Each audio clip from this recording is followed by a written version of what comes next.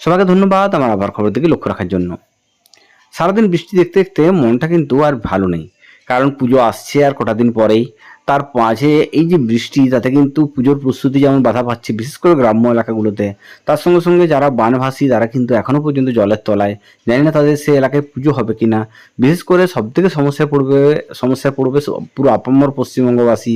তার একটাই কারণ, ফুল কোথায় পাবে। কারণ যে হারে বন্যা হয়েছে পাঁশকুড়া সংলগ্ন এলাকায়, তাতে কিন্তু ফুলের জন্য হাহাকার পড়বে দুর্গাপুজোর সময়। এটুকু বলতে পারি, অন্য বছর যতটা ফুলের যোগান থাকে, সে ফুলের যোগান যেমন কমবে, তার সঙ্গে সঙ্গে ফুলের দামও কিন্তু অসম্ভব হারে বাড়তে চলেছে এবছর পুজোর সময়। কারণ পুজোর সময় চাহিদা, সমস্ত কিছুর চাহিদাই একটা তুঙ্গে পৌঁছয়। জামা কাপড়ের পরার, নতুন জামা কাপড় থেকে শুরু করে পুজো দেখতে যাওয়ার একটা আনন্দ, পুজোতে ফুলের একটা চাহিদা, সবের কিছুই চাহিদা থাকে। কিন্তু এই বন্যার জন্য বা বৃষ্টির জন্য কিন্তু সব কিছুই আস্তে আস্তে বন্ধ হতে চলেছে পুরো পশ্চিমবঙ্গ জুড়ে।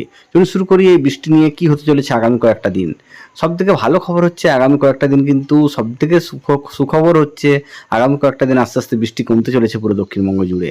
আপাতত বঙ্গোপসাগরের কোনো নিম্নচাপের সম্ভাবনা নেই আগামী 5-7 দিনের মধ্যে, এবং সেই নিম্নচাপ না ওঠার জন্য কালকে থেকে কিন্তু আস্তে আস্তে আবহাওয়া অনেকটা পরিবর্তন হবে দক্ষিণবঙ্গ জুড়ে। চলুন শুরু করি আগামীকাল অর্থাৎ শুক্রবার দিন কেমন থাকবে আমাদের পার্শ্ববর্তী এলাকার আবহাওয়া।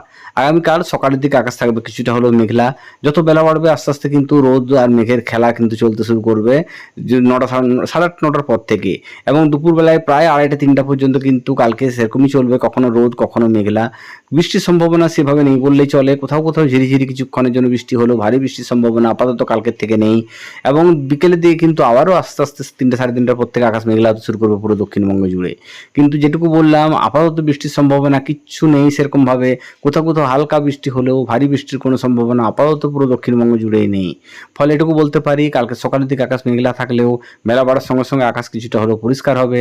বিকেলের দিকে হয়তো আকাশ কিছুটা অন্ধকার হবে, কিন্তু রোদের দেখা অনেকদিন পরে পাবে পুরো দক্ষিণবঙ্গবাসী। চলুন আগামী কয়েকটা দিন কেমন থাকবে আমাদের পার্শ্ববর্তী এলাকার আবহাওয়া। কাল শুক্রবার, শনিবার দিনও কিন্তু আবহাওয়া যে খুব একটা হেরফের হবে তা নয়। শুক্রবার দিনও কিন্তু সকালের দিকে আকাশ থাকবে মেঘলা, বেলা বাড়ার সঙ্গে সঙ্গে আকাশ কিছুটা হলেও পরিষ্কার হবে। শরতের পেঁজা মেঘও দেখতে পাবেন। সন্ধ্যের দিকে পরশু দিনও কিন্তু আকাশ কিছুটা মেঘলা থাকবে। কিন্তু রবিবার দিন থেকে যেমন বৃষ্টি কমবে, সেরকম কিন্তু আস্তে আস্তে আকাশ পরিষ্কার হতে শুরু করবে পুরো দক্ষিণবঙ্গ জুড়ে। এবং আকাশ পরিষ্কার মানে সেই শরতের নীল আকাশ, যাতে জানান দিবে যে পুজো আসছে খুব তাড়াতাড়ি।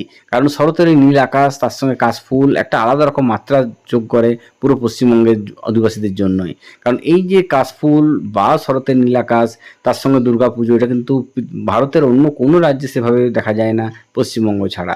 সবাই ভালো থাকুন, সুস্থ থাকুন। আর আমার মতো আপনারাও নিশ্চয়ই চান এই বৃষ্টির থেকে মুক্তি পেতে। আপাতত অন্তত বলতে পারি 7-8 দিন সেভাবে বৃষ্টির সম্ভাবনা নেই। কাল এবং পরশু কিছুটা মেঘলা আকাশ থাকলেও রবিবার থেকে আকাশ একদম পরিষ্কার হয়ে যাবে।